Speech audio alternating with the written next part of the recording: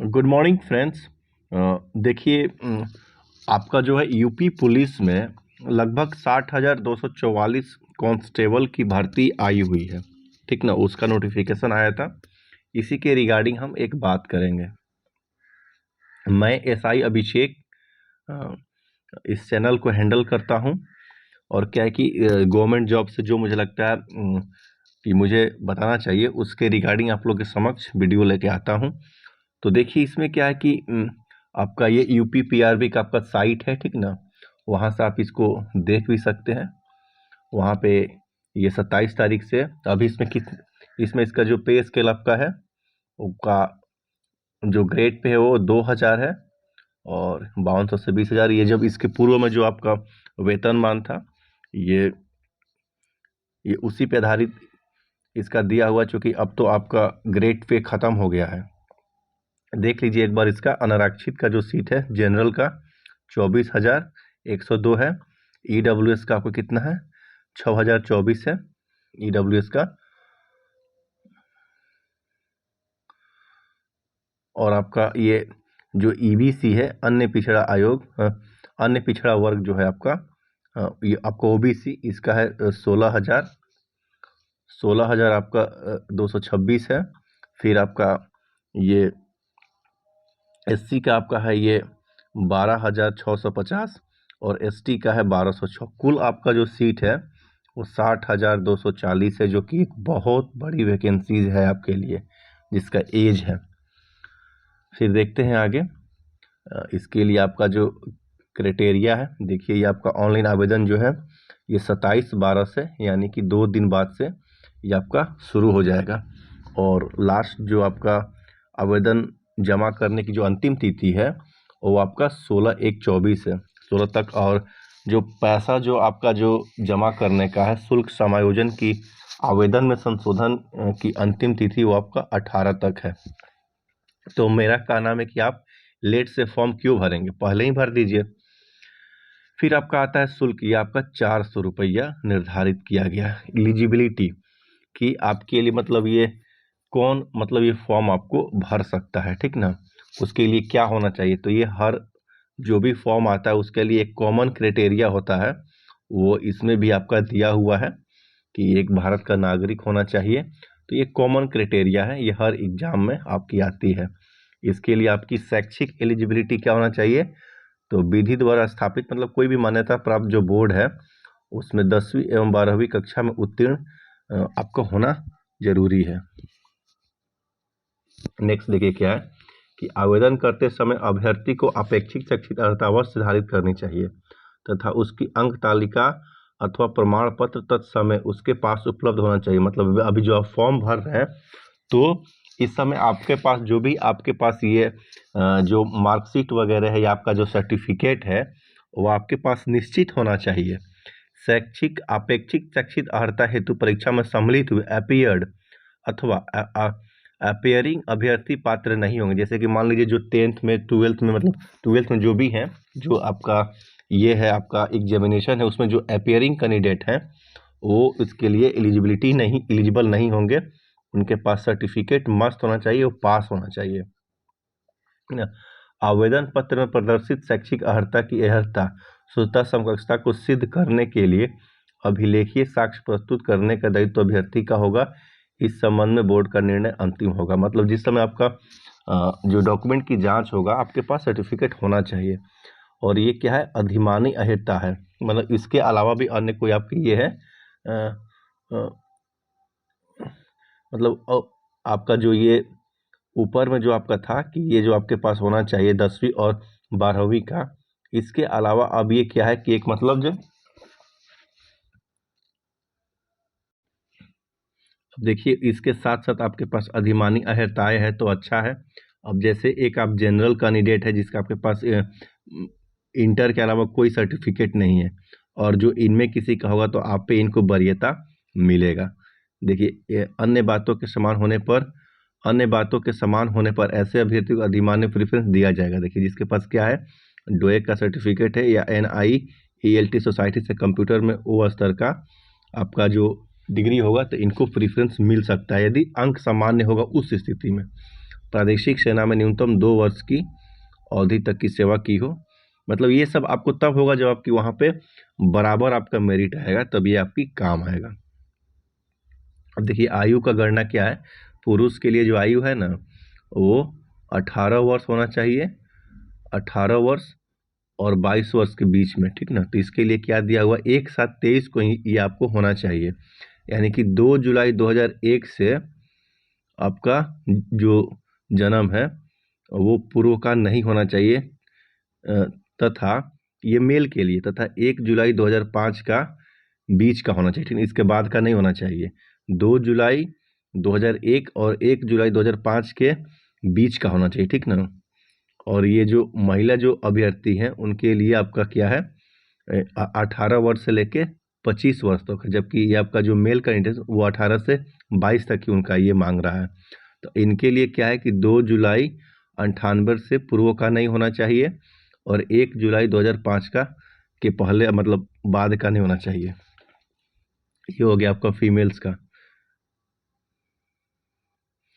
और आपका जो कैरेक्टर के बारे में जो देता है वो हर एग्जाम में कि आपका अभ्यर्थी का चरित्र ऐसा होना चाहिए कि वो सरकारी सेवा में सेवायोजन करने के लायक हो, ठीक ना।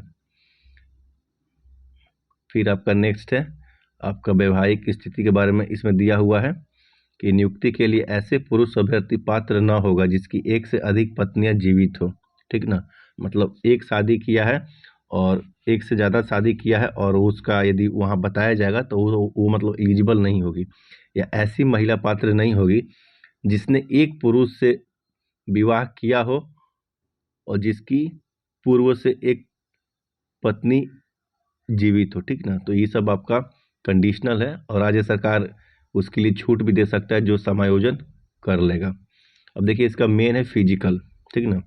फिजिकल अब देख लीजिए, किसी अभ्यर्थी को सेवा में किसी पद पर तब तक आपकी ये शारीरिक स्वस्थता, ठीक ना।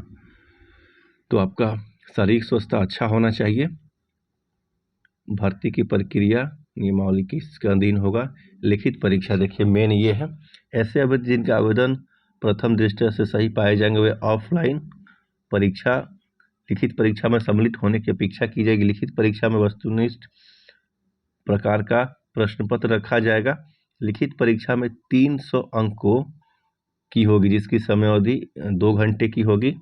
इस लिखित परीक्षा में 4 विषय होंगे, ठीक ना।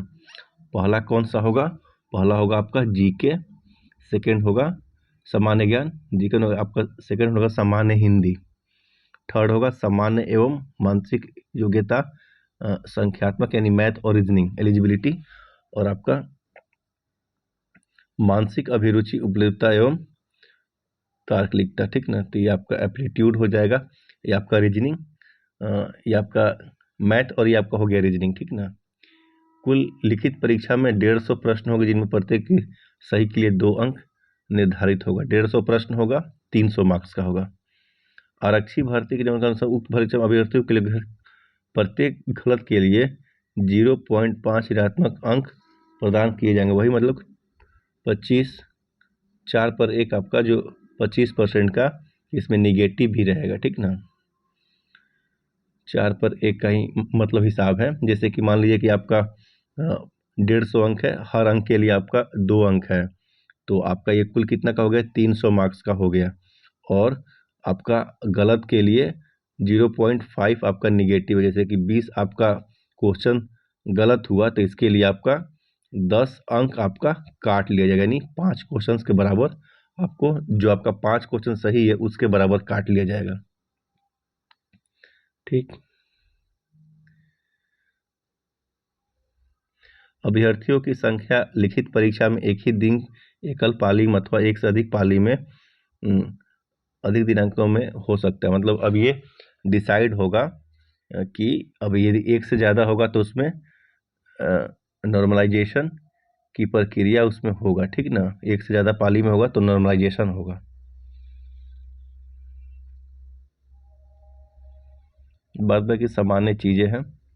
फिर आपका डॉक्यूमेंट वेरिफिकेशन है, फिजिकल स्टैंडर्ड, डीवी और पीटी, जो मतलब वहाँ पे आपका डॉक्यूमेंट का वेरिफिकेशन होगा, कब? आपका जब पास कर दिए एग्ज़ाम तब।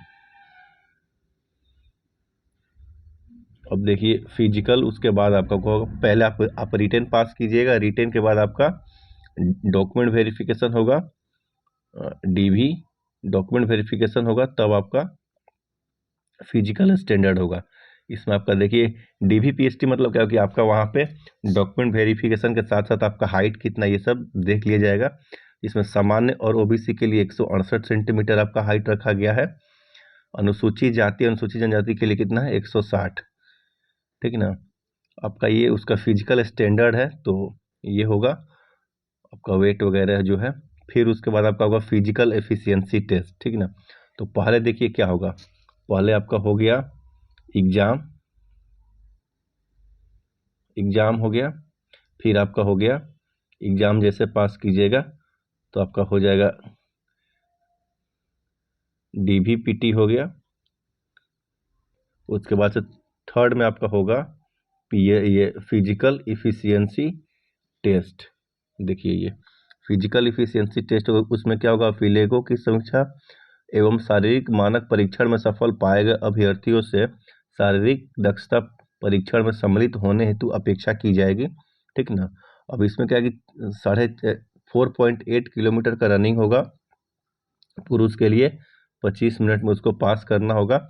और महिला अभ्यर्थियों के लिए 2.4 किलोमीटर का रनिंग होगा, 14 मिनट में इसको आपको पास करना होगा। ये आपका हो गया, मतलब आपका जो फिजिकल है, फिजिकल में सिर्फ रनिंग है और कुछ नहीं है। ठीक ना, सिर्फ रनिंग है आपका और कुछ नहीं है। चयन तथा अंतिम, उसके बाद से आपका मेरिट लिस्ट आ जाएगा। मेरिट लिस्ट आएगा, मेरिट लिस्ट आने के बाद फिर आपका फाइनल सिलेक्शन हो गया। अब इसमें ये दिया हुआ है कि EWS वगैरह कहाँ से बनाना है, जो सर्टिफिकेट आपका है ये है, और इसमें आपका कुछ विशेष नहीं है। अब लास्ट में एक बार आपको ब्रीफ कर देते हैं। ठीक ना। अब देखिए इसमें क्या है, आपका पहले आपका हो गया प्री। ठीक ना, प्री एग्ज़ाम हो गया। प्री एग्ज़ाम कितना का हुआ आपका? 150 क्वेश्चंस का होगा, 150 क्वेश्चंस का होगा, 2 आवर्स का। ठीक ना, 2 आवर्स का एग्ज़ाम होगा, 2 आवर का।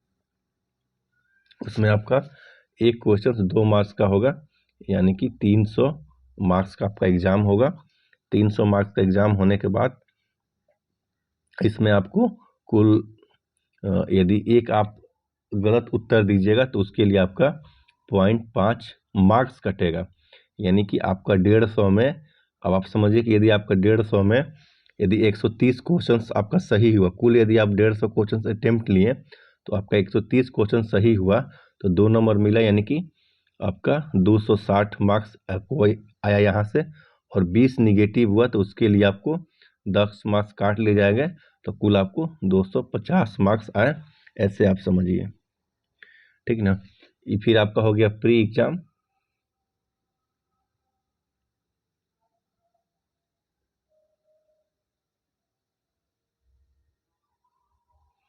प्री आपका एग्जाम हो गया, प्री एग्जाम हो गया। प्री के बाद आपका हो गया डीवी डॉक्यूमेंट वेरिफिकेशन और फिजिकल स्टैंडर्ड टेस्ट, जिसमें आपका हाइट, चेस्ट, ये सब वेट ये आपका नापा जाएगा। 1 हो गया, 2 हो गया, फिर 3 हो गया आपका पीईटी।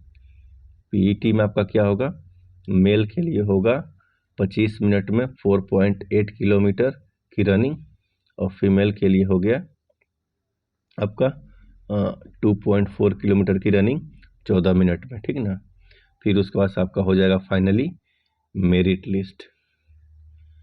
इसको जो आपका फाइनली सिलेक्शन हो जाएगा फिर वो ट्रेनिंग सेंटर में चले जाएंगे। वही आपका एक ये विशेष ये रहा कि आपका ये होगा ऐसे ऐसे। फिर इसके बाद इसके एक प्रिपरेशन के आपके रिगार्डिंग एक वीडियो लेके आ जाएंगे कभी नेक्स्ट में, कि कैसे उसके बाद से इसको आपका सीरियल वाइज आपको तैयारी करके इसमें आपको एक रिजल्ट ले लेना है। ठीक है फ्रेंड्स, बाय।